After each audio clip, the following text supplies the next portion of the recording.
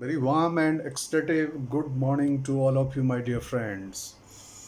In continuation with the previous lecture regarding how the shapes of atomic orbitals are determined with the help of the Schrodinger wave equations, once again I am back here and going to explain to you why p orbitals assume the dumbbell shape, why specially pz orbital is assigned a magnetic quantum number m is equal to 0, and more to come.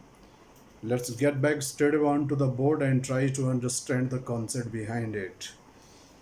Let me again emphasize, I explained in the previous video that the total wave function, which is a function of the r, theta and phi, depends on three quantum numbers n, l and m, is the product of radial wave function and angular wave functions.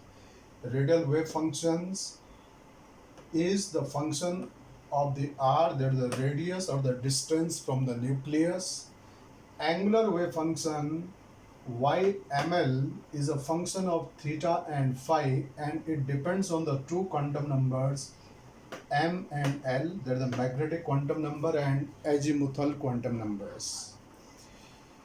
In this, we are mainly focusing on angular part of the wave functions. This total wave function r theta phi, it is a function of r theta phi. The variation of r happens from 0 to infinity, that is from nucleus to the infinite distance. There could be the probability of finding electrons. Theta, that is the polar angle or the co-latitude, it varies from 0 to pi. Phi, that is the azimuth or the azimuthal angle, it varies from 0 to 2 pi. Exactly, you can understand this way that if theta yani polar angle is the angle subtended by the radial vector with the z-axis, then definitely phi will be varying. Phi will vary in the xy plane of this one. If this is the z-axis, then this type of the circle will be here the xy plane. In the xy plane, the phi can vary throughout by the 2 pi, from 0 to 2 pi. Let me get back to the main thing.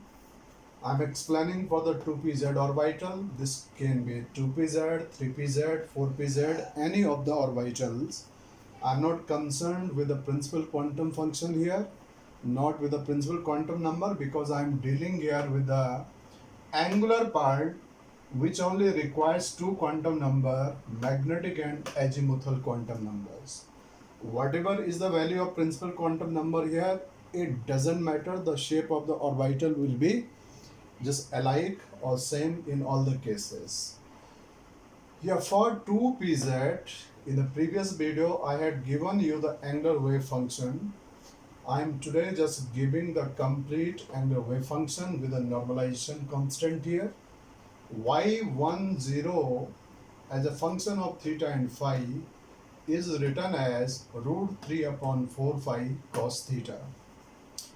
ये normalisation constant या data तुम्हें याद नहीं रखना, बस ये value जो है क्या पता होनी चाहिए कि this function, this angular wave function is the function of theta only, यानी कोसाइन वैल्यू ऑफ थीटा.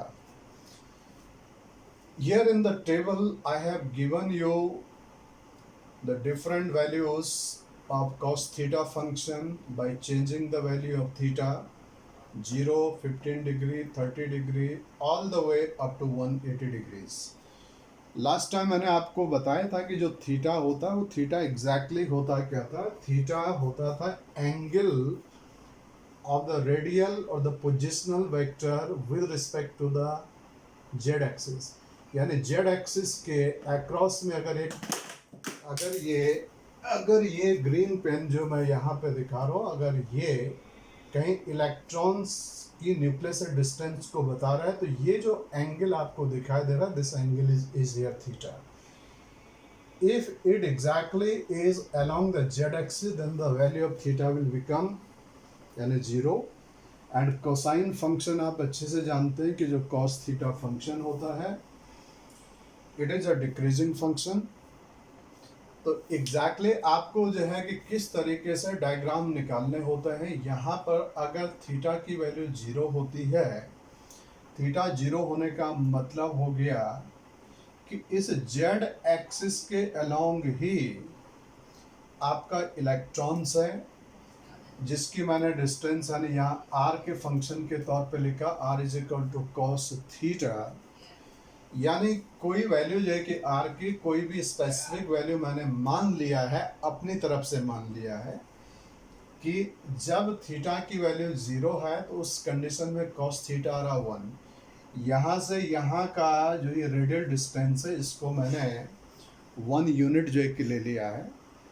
आपकी इच्छा हो आप यहाँ से यहाँ ले सकते हैं, उस हिसाब से एक सर्किल ड्रॉ कर दिया जाएगा। यहाँ पे ले सकते हैं, उस हिसाब से आप एक सर्किल जो है कि ड्रॉ ले लेंगे। तो अब एग्जैक्टली है क्या कि जब कॉस थीटा की वैल्यू जीरो है, यानी रेडियल वेक्टर ठीक इसी के ऊपर है, तो यहाँ पर मुझे इलेक्ट्रॉन फाइंडिंग प्रोबेबिलिटी का एक डॉट यहाँ पे जो कि मिला। थीटा को मैं 15 डिग्री पे ले गया। 15 डिग्री का मतलब हो गया कि यहाँ से इस तरीके से आप एंगल को यानी वेरी कर रहे हैं। जैसे यहाँ से लेके यहाँ तक ये ऐसे तरीके से, तो जैसे जैसे आप जो है कि एंगल को जो कि चेंज कर रहे हैं, ये जो आर है, ये आर की जो कैलकुलेटेड वैल्यू आप देख रहे हैं 1.96, 0.86 यानी डिक्रीज हो रहा है, और डिक्रीज होते होते जीरो पे आ रहा है। जब आप इस तरीके से इन पॉइंट्स को लोकेट करेंगे तो ये इस तरीके से आपको डॉट मिलते चले जाएंगे। जीरो से लेके यहाँ पर ये π/2 हो गया यानी 90 डिग्री। 90 डिग्री पे आएंगे तो dot will converge back to the zero, यानी जीरो पे ये डॉट जो है कि आ जाएंगे। इसके बाद फिर आप आगे एंगल प्रोसीड करो 105, 120, 135। अब ये नेगेटिव में आप देख रहे हैं, ये वैल्यू जो है कि नेगेटिव में है। इस तरीके से पहले जो है कि इनका मैग्नीट्यूड इंक्रीज हो रहा है, इस तरीके से इंक्रीज होते होते फाइनली ये 1 मैक्सिमम जो है कि नेगेटिव में जो है कि जा रहा है। तो इस तरीके से अगेन फिर वही अगर आप डॉट जो है कि यहाँ पे डालते चले जाएं तो यहाँ इस तरीके से आपको एग्जैक्टली इसी का एक एग्जैक्ट यानी रेप्लिका या इमेज नीचे जो है कि मिल जाएगा। अगर इन डॉट को मैं ज्वाइन कर दूं तो डॉट को ज्वाइन करने के बाद में इस तरीके से ये वाला पार्ट कुछ ऐसे जो है कि मिल जाता है। एग्जैक्टली ऐसा ही पार्ट यहाँ जो है कि मिल जाएगा।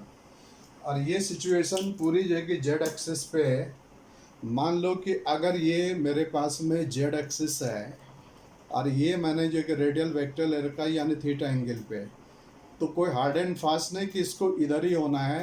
ये जो थीटा की वैल्यू है, क्योंकि 5 पे तो कोई डिपेंडेंस इसकी है नहीं, 5 पे अगर डिपेंडेंस नहीं है तो आप ये एंगल को बिना चेंज किए हुए इस पेन को यहाँ रोटेट जो कि ले सकते हैं। एंगल का वैल्यू अभी भी जो उतना ही है, कहीं भी देख लीजिएगा। यानी इसको आप थ्रू आउट अगर आप कंप्लीट जो है कि सर्किल में रोटेट करें without changing the value of this, क्योंकि 5 पे तो इसकी कोई डिपेंडेंस है नहीं। तो इस तरीके से जैसे यहाँ ये आया, एग्जैक्टली जो है कि ये वाला ये जो पार्ट आ रहा है ऐसे तरीके से ये आप जो ये पार्ट इधर भी हो सकता है, यहाँ भी हो सकता है, इधर भी हो सकता है, इधर भी हो सकता है, पूरे 3D में हो सकता है। इसी तरीके से यहाँ भी इस तरीके से आप ये दिखा देंगे, इसको इस तरीके से ऐसा दिखा दिया जाएगा। यहाँ देख रहे हैं कि π/2 और 0 के बीच में सारी पॉजिटिव वैल्यूज हैं, इसलिए यहाँ जो कि पॉजिटिव साइन जो कि दिखाया जाता है। नीचे वाले पार्ट में कैसा साइन दिखा दिया जाता है यानी नेगेटिव। ये pz ऑर्बिटल आ चुका है। इस pz ऑर्बिटल में आप देख रहे हैं कि ये दोनों जो डंबल आपको दिखाई दे रहे हैं, ये डंबल जेड एक्सिस के अलोंग जो कि इंक्लाइंड है। they are oriented along the z axis. That is why this orbital has been termed as the pz orbitals. साथ में जो प्लस माइनस साइन होते हैं, these are the sign of the wave function. इसको positive phase भी बोला जाता है, इसको नेगेटिव फेज भी बोला जाता है। रेफरेंसेस में आप देखेंगे कि कभी कभी इनके ऊपर प्लस माइनस साइन दिखाया हुआ रहता है और कभी कभी इनके ऊपर ये साइन नहीं दिखाया हुआ रहता है। साइन ना दिखाने का मतलब होता है ये तो है वेव फंक्शंस, यानी wave functions of the P Z orbital which is coming in the form of the dumbbell shape.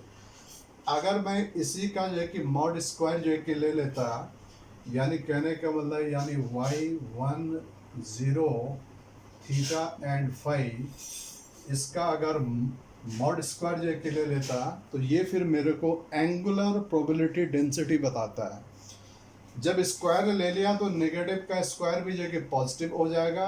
उस कंडीशन में यहाँ पे अब आपको कोई भी तरीके का साइन यूज़ नहीं करना है, न यहाँ प्लस लिखा न यहाँ जो कि माइनस जो कि लिखा। ये प्लस माइनस कोई चार्जेस नहीं होते हैं। प्लस एंड माइनस केवल जो है कि वेव फंक्शन का यानी साइन होता है। जब कभी भी इलेक्ट्रॉन प्रोबेबिलिटी की बात किया जाता है तो प्रोबेबिलिटी पिक्चर में हमेशा एंगुलर फंक्शन का हमेशा मॉड स्क्वायर लिया जाता है, जिससे नेगेटिव पॉजिटिव जो कि बन जाता है। इसीलिए many times you will find कि इनमें कोई साइन नहीं दिखाया हुआ रहता है।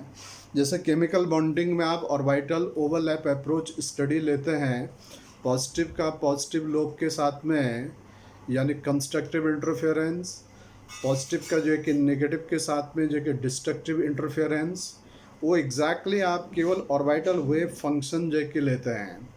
We do not take there the orbital probability density plot जो है कि नहीं ले जाते हैं, केवल वहाँ वेव फंक्शन के प्लॉट यानी ले जाते हैं। तो आई होप कि यहाँ से आपको ये अंडरस्टैंड आया होगा कि पी जेड का शेप एग्जैक्टली यानी ये जेड एक्सिस के लॉन्ग ये जो कि ओरिएंटेड है, और ये आया है कब, जब L का वैल्यू 1 है, M का वैल्यू यानी 0 है। यहाँ से भी जस्टिफाई हो जाता है कि हर पी जेड ऑर्बिटल के लिए, ध्यान रखना, हर पी जेड ऑर्बिटल के लिए magnetic quantum number is taken equal to यानी 0। अदरवाइज कई बार क्या जो कि एरर लोग जो कि करते हैं, I have seen many students just doing a very common error. वो कहता है L का वैल्यू हो गया 1, तो L की वैल्यू अगर 1 है तो M की वैल्यू हो गया -1 0 एंड +1। L1 का मतलब P सबसेल, और P सबसेल में 3 ऑर्बिटल हो गए, तो इस तरीके से लिख देते हैं। ये PX लिख दिया, इसको PY लिख दिया, ये PZ लिख दिया, ये कम्प्लीटली रॉन्ग है। जस्ट मैंने आपको यहाँ पे ये प्लॉट ड्रॉ करके बता दिया कि ये वैल्यू जो है कि M की 0 लेके निकाली गई है। इसीलिए कंक्लूसिव तौर पे याद रखना कि for any P Z orbital magnetic quantum number is always equal to यानी 0। Hopefully this will be sufficient enough for you to understand the concept of the shape of the orbital pz. I have explained to you. In the upcoming video shortly I will be uploading the shapes of px and py, and similarly the shapes of the d orbital. Thank you very much and have a good day, good time.